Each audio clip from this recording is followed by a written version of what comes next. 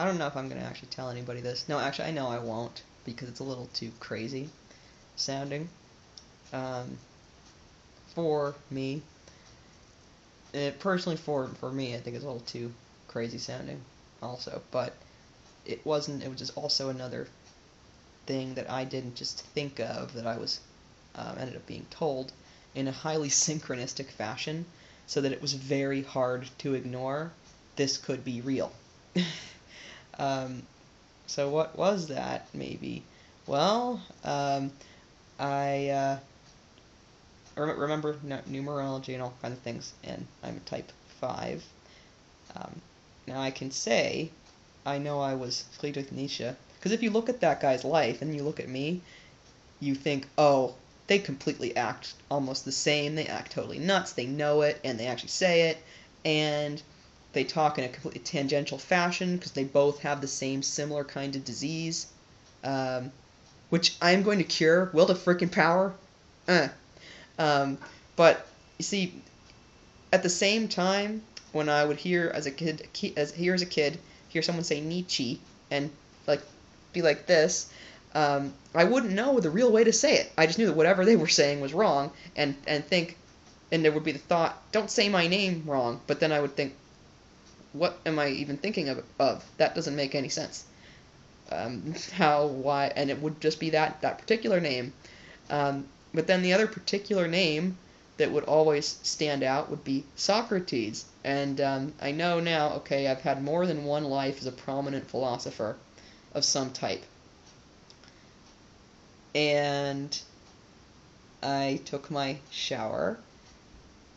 In the shower, someone that I was watching, who has some strong out-of-body ability, who kind of is a little similar to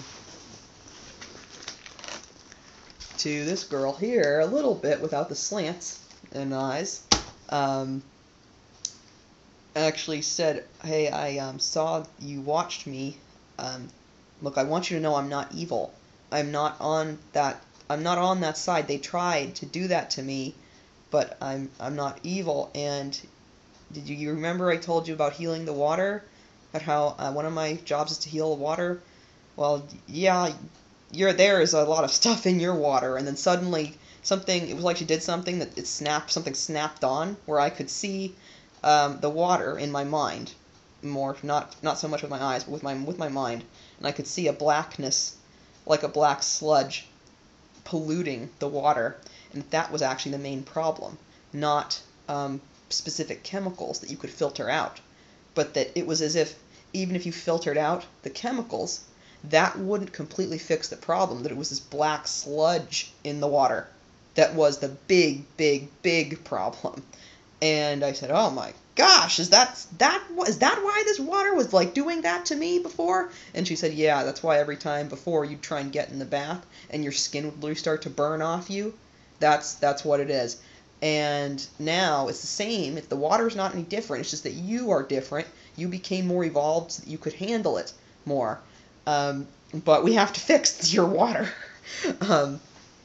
And I said, well, look, I'm a little tired of being half crazy. So if you are actually there, I'm gonna want some kind of third density sign or confirmation that someone actually was talking to me. And she said, okay, I'll figure something out. And I said, well, all right, but it must be something that is only productive to my life. And she said, yes, it's what I mean. And I'm not evil. I'm not evil. And then she mentioned some other things that were kind of strange sounding, that I won't mention, but that she's talked about. And then I got out of the bath, was playing one of the videos, and see, when you play back a video of yourself talking, what can happen is you will have a bunch of strange synchronistic things happen. It can either work in a positive fashion, I notice, or a negative fashion. It can work both ways, depending on how your frequency is running or what frequencies there are. How to delineate those or measure them, I'm not really sure. But I know that the crazy hackers know how somehow. A lot of you guys somehow know this. But as I was listening to myself talk there about how I knew that I was somehow obsessed with Socrates, but that I wasn't Socrates. I knew that I was somebody who was completely obsessed with Socrates, but that I wasn't Socrates. And I knew that I was that in lives of philosophers, I was people. I were people who wrote books that were known in some fashion or another. And right when I was saying that, it immediately my eyes just landed in the other rooms. In the other room, my eyes landed straight on this, Plato and the 5 dialogues. And okay, any of you who are bored of listening to me think, how do I think? She said. Like a dialogue, and the number 5. And I stopped and I said, "Oh my God, you're not serious? I don't really believe that because and also there, I said I don't believe that. Socrates was really great, but I suck." And I realized, wait, Plato had that same opinion of himself pretty much. Socrates is really great, but I suck. And what was strange is that every time I would read about Socrates' death, I would always start crying hysterically, and I would not really understand why I was crying hysterically, specifically over Socrates, or why I was completely obsessed with Socrates, like Socrates the fish and everything, what exactly it was with that. And so I thought, huh. And then I went in there, picked up the book. I'd forgotten about getting any kind of confirmation or sign, and I opened the book, and in here was where I took notes unwittingly in this book on the talk that girl was giving. And then I heard, "Is that enough confirmation for you?" And I said, "Yes, it is, pretty much. But I don't think anyone would actually believe this.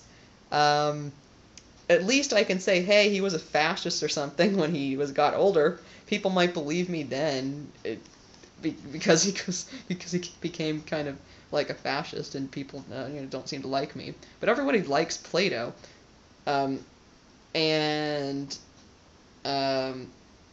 it was like a guide or angel telling me, well, yes, you just said, oh, Socrates is great, but I suck. That's the same opinion that Plato had, you see, and the idea is, no, you don't suck. Because if you have that opinion, you're going to make it occur and make the other people not like you like almost like you're doing it on purpose." And it was really funny, though, opening getting practically told, oh, yeah, the reason that you're obsessed with Socrates, but you don't really know why, and you know that you are prominent philosophers who wrote books.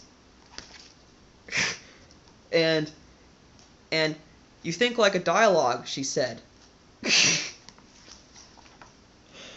No, that's how my thoughts will run, as if it's a book.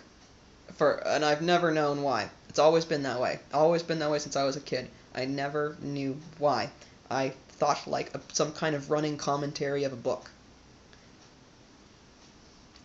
Or in the past tense, like I'm describing a book. So that kind of screws up doing the nanotechnology thing. I was going to talk about nanotechnology, and then, oh, here, you wanted to know why you were obsessed with Socrates, and you understand that you were more than just one philosopher, who was known or participated in the perspective of a philosopher, of more than one philosopher who was known. And if you were wondering, you wanted that confirmation, right? It's right here where you took notes on me. So that's the kind of thing that can be synchronistically occurring to you. I think it's rather interesting.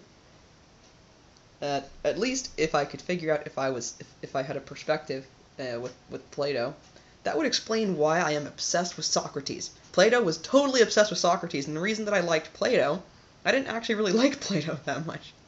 That would make sense if I don't like myself very much. So I didn't really like Plato very much, but I liked Plato because he was obsessed with Socrates. And Plato was completely obsessed with Socrates. He was like the favorite student, sort of. And what am I always to every philosophy professor that I have? I'm the favorite student. I'm the teacher's pet. It becomes obvious the first day. Every philosophy professor I've had, the first guy who taught me pointed at me and he said, "Now you're thinking like a philosopher." Because he asked us, "I want you all to get out your notebooks and write down one thing that you are absolutely certain is absolutely real." And everybody else started writing immediately. And I just looked down at the paper. I was smack dab front row, like I always get myself, especially in a philosophy class. I'll argue with people, get out of my seat. Because that's my seat, right in the front, in the philosophy class, always my seat. And I was looking at other people writing, and I didn't look at what they were writing, but I was like, I'm not sure what to do here. Then suddenly, after a few minutes, the guy started to say, "Oh, well, are you guys almost done?" And I'm thinking, I haven't even attempted to start yet. I can't figure out. I don't know. And then I realized, wait, that is the answer. Write that down. You just said you don't know. So I wrote down, I will never be absolutely sure if anything absolutely exists. Or I cannot be absolutely sure if anything actually exists. And so the professor asked us, would someone like to volunteer your answers? And so one person said, I know water exists. I know math exists. And I kept thinking, but Descartes' senses are deception. That was the thing the professor would keep countering with as he would write things on the board. Finally, everything was done, quiet, and he looked around and he said, anybody else? Anybody else? Any different answer? Maybe, did anyone say nothing? And I was just like, I just immediately went, put my head down and raised my hand, and I just said, that's what I put, because I thought the answer was, I didn't want to say it because I thought the answer sounded too strange. And he said, tell me exactly what you wrote. And I'm pretty sure exactly what I wrote was, I will never be absolutely sure that anything absolutely exists. And he said, now you've got it. Uncertainty. And he writes different things up on the board. And he pointed at me and said, now you're thinking like a philosopher. That would make sense if this is actually true. But it would also make sense, since I said I want a confirmation, I get let go to this, and then bam. Is that enough confirmation for you? I think so.